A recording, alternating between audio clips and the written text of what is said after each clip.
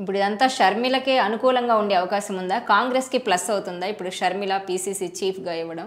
అంటే ఒకటి వాస్తవ పరిస్థితి ఏంటి అంటే 2014 తర్వాత ఒకసారి రాష్ట్ర విభజన నిర్ణయం తీసుకున్న తర్వాత 2004 నుంచి 14 వరకు 10 సంవత్సరాల పాటు అధికారం చెలాయించిన కాంగ్రెస్ పార్టీ తన మూలాలను కోల్పోయింది.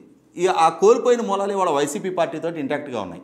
ఆ రోజు కొత్తగా ఎమర్జ్ అయిన వైసీపీ పార్టీ ఈ స్థాయికి ఎమర్జ్ అయింది, బలపడింది అని అంటే ఆ రోజు తెలుగుదేశం పార్టీతోటి విభేదించే కాంగ్రెస్ శ్రేణులు అందరూ కూడా కాంగ్రెస్ పార్టీ నిర్వీర్యం అవుతున్న నేపథ్యంలో ప్రత్యామ్నాయ రాజకీయ వేదికగా వైసీపీని ఎంచుకున్నారు.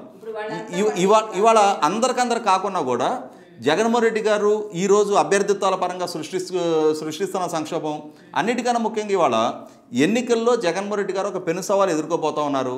ఇవాళ ప్రతిపక్ష రాజకీయ పార్టీలు కూటమితోటి ఎన్నికలకు వెళ్ళడానికి సమాయత్తం అవుతూ ఉన్నాయి.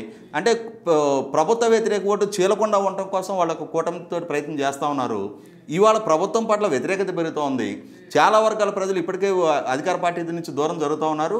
వైసీపీ పార్టీకి సంబంధించిన కీలకమైన నాయకులు కూడా పార్టీ నుంచి దూరం జరుగుతున్న నేపథ్యంలో వైసీపీ ప్రయాణం 2024 ఎన్నికల్లో సేఫ్ అంటే గత 2019 నాటి కేక్ వాక్ కాదు, అంత స్మూత్ సేలింగ్ కాదన్న భావన ఆ శ్రేణుల్లో కూడా బలపడింది. ఇటువంటి నేపథ్యంలో ఏంటంటే కొంతమంది అయినా సరే తిరిగి వాళ్ళ పాతగుటికి కాంగ్రెస్ పార్టీని ఆశ్రయించడం ఖాయం. తెలుగుదేశం పార్టీలోనూ జనసేనలోనూ ఆశ్రయం దక్కని చాలామంది నాయకులకి వాళ్ళ కాంగ్రెస్ పార్టీ ఒక ప్రత్యామ్నాయంగా కనిపిస్తుంది. అందులో ఇక్కడ జగన్మోహన్ రెడ్డి గారు అంటే అక్కడ షర్మిల గారు, వాళ్ళ పాత మూలాలు ఉన్న రాజశేఖర రెడ్డి గారి కుమార్తె, అన్నిటికన్నా ముఖ్యంగా వాళ్ళ పాత పార్టీ.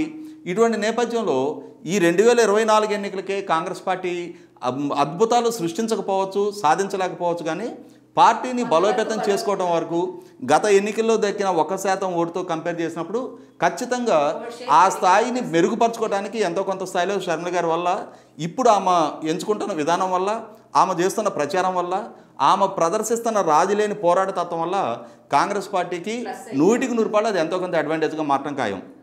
ఈ వీడియో మీకు నచ్చినట్లయితే please share, like and subscribe R24 Telugu.